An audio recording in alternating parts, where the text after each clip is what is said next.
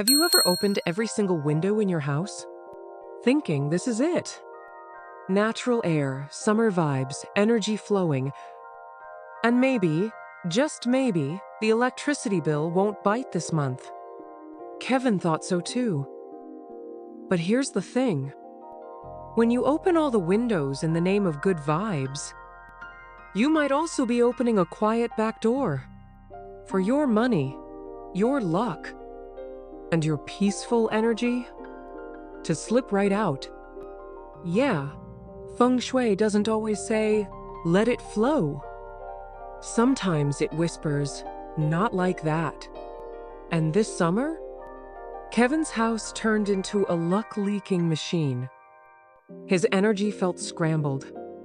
His wealth flow stalled. And his plans? Like paper in the wind. But it didn't start out that way. It started with a breeze. A little too much breeze. If this kind of wisdom speaks to you, if you've ever felt like you're doing everything to stay afloat, and it still isn't flowing, thank you for being here. Feel free to hit like, subscribe, or even drop a comment below. It helps YouTube know you're part of this quiet shift. Because here at Wisdom of Feng Shui, we don't just point out the mistakes. We tell the story behind why they happen and how to shift them gently and joyfully.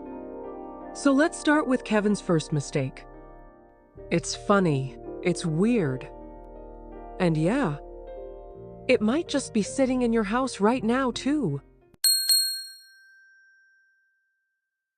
You know that feeling when your house is technically clean, but something about the air feels messy?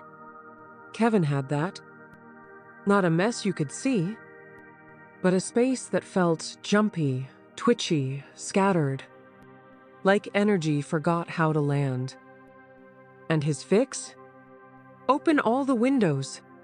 Let summer blow the weird vibes out. Except it didn't. Kevin didn't know how else to shift the energy. It was hot, heavy, and weirdly fast. Like his thoughts were racing even when he sat still. He'd walk from one room to the next and forget why he was even there. There wasn't clutter on the floor, but there was a kind of invisible clutter floating. So he cracked a window, then another. Then every single one front, side, kitchen, even the tiny bathroom slit. He wanted fresh air. Instead, the house felt louder. Not noisy, but unsettled. Even Bagel, his dog, paced back and forth like he'd lost something. Kevin started making jokes. Guess we're running a drive-through for confused energy. But inside, he was tired. Not sleepy tired. Just drained. In Feng Shui, windows are where energy breathes. But too many windows open at once? That's not flow. That's a leak. The house wasn't breathing anymore. It was exhaling everything, including the good stuff. Energy didn't settle.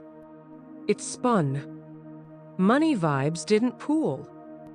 They scattered. That buzzing feeling Kevin had, that was Chi getting confused. Instead of moving gently from room to room, it rushed, bounced, and bailed. And luck? Luck needs somewhere to rest. But the space gave it nowhere to land. It was like opening the front door and waving at wealth as it walks right back out. Kevin wasn't trying to escape. But something in him felt cornered. Not by things, by pressure. The bills, the job calls, the heat, the noise. He didn't want more. He wanted less. And all those open windows? That was his quiet cry for simplicity. But instead of peace, he got a sense that everything, important focus, fortune, calm, was slipping through cracks he made himself. That helplessness was the worst part. Not knowing what you lost, until it's too late to catch it. Think of your home like a bank. Windows are like vents in the vault. You open a few to let air in. Smart, balanced. But you open all of them, and you're not cooling the place anymore. You're airing out the cash. That's what Kevin did. He meant well. But what he created was a giant, breezy hole in his own energy savings account. Even the houseplants looked confused. Like, are we inside or outside? What season is this? Megan, his wife, ended up Googling something after her aunt made a weird comment. Too many windows, too much movement. Turns out, it's real. When airflow is too chaotic, our brains struggle to feel safe. It keeps the nervous system in low-level alert mode. And for people working from home like Kevin, this makes focusing harder, sleeping lighter, and even budgeting decisions more impulsive. You literally leak mental energy.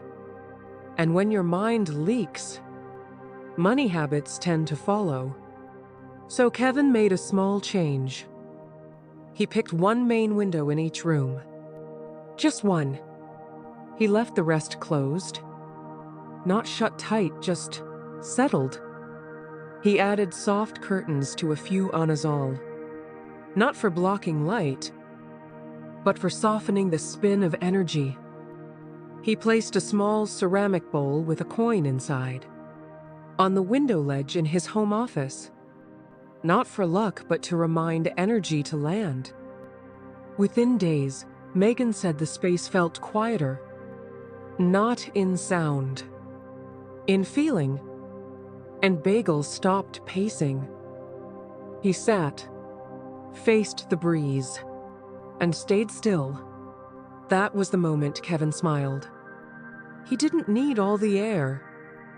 He just needed the right air to stay. Sometimes, Feng Shui isn't about changing everything. It's about stopping yourself from overdoing the fix. I used to air out the luck. Now I charge rent for it to stay. One open window. One small bowl. One big shift. Your home isn't asking for more air. It's asking for a place where energy can rest. If Feng Shui had a GPS, it would say, "Recalculating. Please close 3 windows and try again." Not all movement means flow. Sometimes, too many forces in one space just make the energy spin in circles. Kevin didn't just open windows anymore. Now it became a full-on strategy.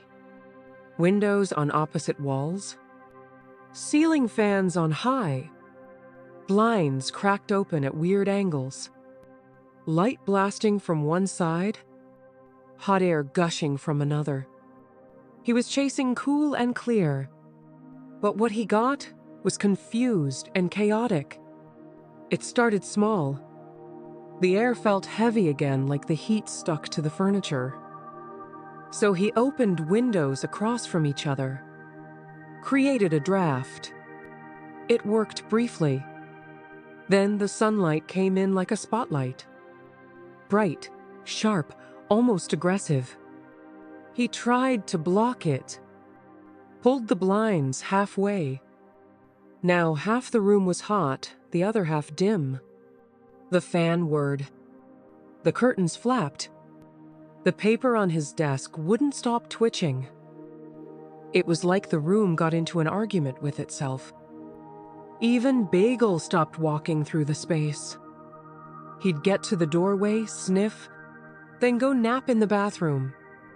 Kevin didn't say anything, but deep down, it felt like the whole house was off balance.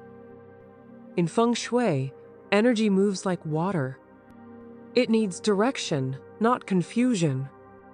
Kevin had created a clash. Yang elements light, heat, windle, charged up, without a single soft anchor to ground them. This didn't bring in flow. It stirred up turbulence. Money energy didn't settle. Wealth chi couldn't sink in. Even the lucky flow that naturally visits in summer didn't know where to land. The energy went from flowing to spinning to escaping. Kevin didn't want to mess it up. He wanted the house to feel a little not stale. But the more he tried, the more it felt like nothing wanted to stay. He started skipping calls, pushed back that budget spreadsheet, let bills pile on the kitchen counter. It was just summer, right? But inside, it felt like the house was rejecting every ounce of stillness. He couldn't sit. He couldn't finish things. He'd walk into a room and turn right back out, like the energy kicked him out before he could breathe. Picture it like this. You're trying to set the mood at home. So you play jazz, turn on a fan, light a candle, and open 2 windows. Now imagine doing all of that at full blast. Different music in every room. Wind from 2 directions. Sunday hitting one side of your face, while shadows chase your feet. That's not Feng Shui. That's a house with too many DJs and no dance floor. Megan read something on a Feng Shui blog that clicked. When environmental input slight, heat, IRAR out of sync, your nervous system doesn't relax. It stays alert, watching for change. This drains decision-making power, increases mental fatigue, and makes people more likely to avoid tasks with emotional weight, like money management or goal planning. And when you avoid your money quietly avoids you. They picked one change at a time, closed one window, turned off one fan, kept blinds fully open or fully shut, no more weird halfway settings. Kevin added a small rug under the coffee table, a softener. Let the energy slow down. He placed a slow burn candle in the living room corner, just to shift the mood gently. And for the first time in weeks, the space didn't feel like it needed anything. It just breathed. Kevin sat with Megan on a Saturday afternoon, air still moving quietly. No fan roar, no paper flapping, just calm. Bagel laid on the rug and actually snored. It didn't take much. Just less of everything. Kevin still jokes. We stopped chasing cool and somehow ended up wealthy in silence. Sometimes fixing the energy isn't about doing more. It's about letting the space speak and actually listening. Energy doesn't need noise to work. It needs harmony to stay. When energy can't settle, money won't either. The house felt like it had too many opinions. Hot, bright, fast, loud. No wonder wealth didn't want to stay. If Feng Shui had a summer setting, it wouldn't be fan on high with sunlight laser mode. It'd be chill, quiet, and slightly scented. If this part of the journey hits home, if you've ever made your space louder just to feel clearer, you're not alone. And you're not stuck. Feel free to like this video or share it with someone who always opens every window in July. We're learning together.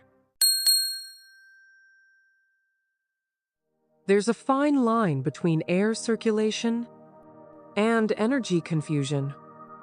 Kevin crossed that line with pride. and a floor fan from Costco. After weeks of tweaking the windows, adjusting the blinds, and arguing silently with the ceiling fan, Kevin thought he nailed it. He placed a box fan near the hallway, angled perfectly.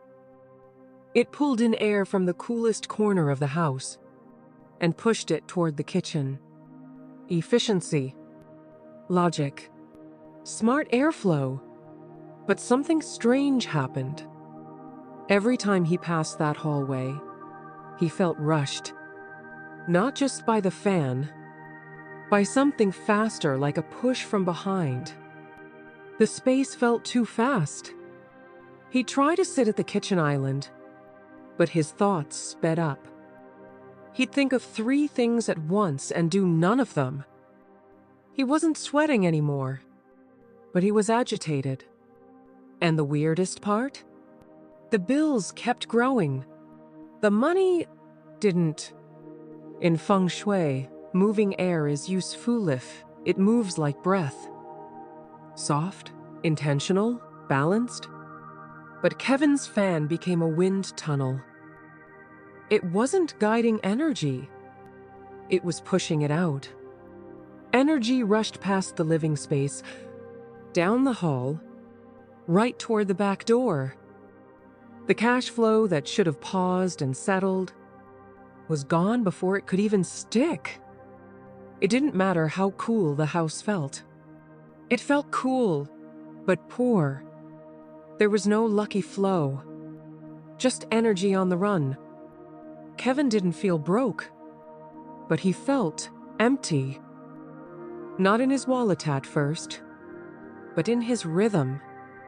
He stopped enjoying coffee in the kitchen. He started pacing while on calls. He forgot to check on the auto-pay for bills. Small things, but they stacked. He kept telling himself it was summer funk. Too hot to care. But deep down, there was a growing sense that something was slipping past him. He just didn't know what. Until Megan made a joke about the fan being the only one, doing laps for free. That's when it clicked. The house wasn't working anymore. It was overworking. Imagine this. You walk into a room with a fan pushing air hard toward the door. It feels like being told to leave. Now imagine that's happening in the energy layer of your house. Feng Shui isn't about speed. It's about rhythm. Kevin's fan wasn't helping the house breathe. It was huffing, blowing money and peace straight out the back exit. He accidentally installed a cash evacuation plan. 1 plug, 1 fan, and whoosh, wealth got swept off its feet. Kevin later found a YouTube clip by a wellness architect explaining how excessive directional airflow can mess with spatial focus. Turns out, when we're constantly being hit by directional movement like a strong fan, our body reads it as stimulation. Our mind speeds up to match. This low-key overstimulation can raise cortisol, lower attention span, and disrupt short-term memory, which for money tasks like budgeting or payment planning means more mistakes and less clarity. Energy goes out. Focus leaks. Cash slips. Kevin moved the fan. Instead of pointing through the house, he angled it gently into the living space. He slowed the setting. Let the air circulate, not dominate. He added a bamboo wind chime to the far side of the hallway, not for sound, but for signal. A Feng Shui tip he'd picked up online said, "Soft movement reminds energy to stay." He also placed a small mirror, facing inward near the kitchen wall, to redirect flow back inside. Within a few days, the vibe changed. It wasn't dramatic, but it felt like the money started lingering again. The impulse to rush faded, and meals didn't feel like pit stops anymore. Kevin now calls that old fan the wealth blower. He doesn't plug it in anymore. He jokes, "If it doesn't circulate my bank account, it doesn't get an outlet." Sometimes, the smartest fix is knowing when to turn things down. Don't let your home rush you out of your own abundance. The house felt like it had caffeine. Everything moved too fast, and nothing felt like it belonged. The faster energy runs, the less wealth it holds. If money had feet, Kevin's fan gave it sneakers and a clear path to the door. Sometimes the biggest leak isn't noisy. It's quiet, convenient, and feels like freedom, right before everything starts falling apart. By mid-July, Kevin thought he had cracked the code. Air, circulating. Light, everywhere. Humidity, managed. So one Saturday, he threw every window wide open. Front to back, side to side. Sliding door left ajar for Bagel to wander. Curtains tied up. House exposed. He called it full summer mode. It felt amazing at first. The breeze danced through the house. Bird sounds floated in. Everything felt alive. But by day 3, something shifted. Megan complained of headaches. Kevin's sleep got lighter. The fridge buzzed louder. Random smells stuck around longer than they should have. It was like the house lost its edge. The kind of softness that keeps life together. Everything was moving, but nothing felt grounded anymore. Feng Shui teaches that too much openness invites energetic weakness. The space loses its center. Energy spreads too thin. When every entry point is open, the house can't hold anything. Not wealth, not clarity, not calm. Kevin had turned his home into a pass-through zone. Energy came in, looked around, and kept walking. Money energy needs boundaries. Lucky flow needs a place to land. Chi can't bless a space that acts like a hallway. And when everything is open, the house no longer gathers. It just leaks. Kevin didn't want chaos. He wanted relief. But slowly, he began feeling scattered. He'd start one task, drift to another, then lose track of both. The grocery list, half done.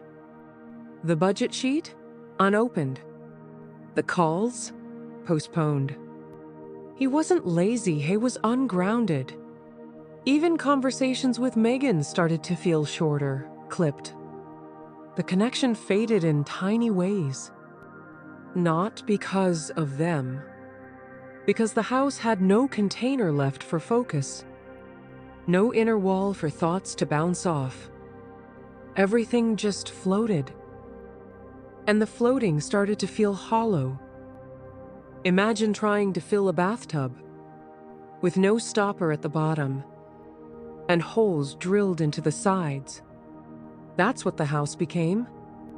Kevin kept pouring in effort, but nothing stayed.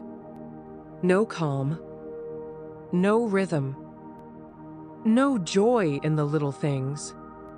It wasn't bad vibes. It was too much flow in too many directions.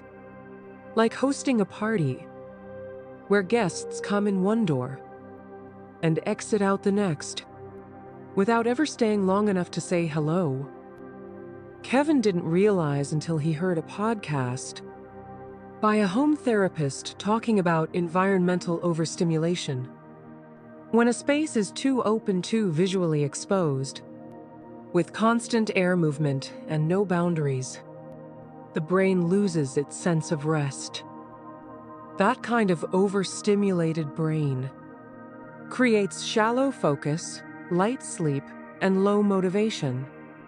Without enclosed pockets of stillness, the nervous system stays on. And when your mind is always running, you can't track money. You can't plan. You can't even pause to feel what's missing. You just leak. Kevin took a weekend and reset the house. He chose 2 windows only facing each other gently. He closed the side ones, slid the back door shut. Let the house breathe with intention, not desperation. He brought out a woven basket, placed it near the entrance with 3 coins inside. A Feng Shui reminder. This house holds money, not chases it. He added 1 soft chair by the window, facing inward. A spot to anchor thought. A visual stop sign for spinning energy. He lit a cinnamon stick in the kitchen, not for smell, but for grounding heat. A trick from Megan's grandma. By Monday, the whole space felt quieter, but deeper. The fridge stopped buzzing. The air felt held, not tossed. And Kevin sat. Not because he had to, because the house finally let him. Kevin still opens windows, but now it's a ceremony, not a habit. He jokes. If energy were money, we had the world's worst open wallet. Now, they let the lucky flow enter slow and stay for dinner. A space that can hold stillness is a space that can hold wealth. The house started to feel like an open field. Pretty, airy, and impossible to hold on to anything. So if you've been opening windows this summer, chasing fresh air, chasing relief, maybe even chasing clarity, you're not alone. But Feng Shui teaches something quiet, something most of us forget in the rush of sunlight and breeze. Energy doesn't just want movement. It wants direction. Wealth doesn't just want to find you. It wants to stay. And lucky flow only lingers where the space feels safe enough to hold it. Kevin's journey isn't rare. It's real. It's summer. And sometimes the biggest shifts come not from doing more, but from closing just 1 extra window and listening. If this episode helped you feel seen or made you laugh a little, thank you for being here. Feel free to like, subscribe, or drop a comment below. Tell us what you felt. Your story might be the energy someone else needs to shift. And if you're ready to keep walking this quiet Feng Shui path, join us in the next episode. Because your space speaks. And here, wisdom listens.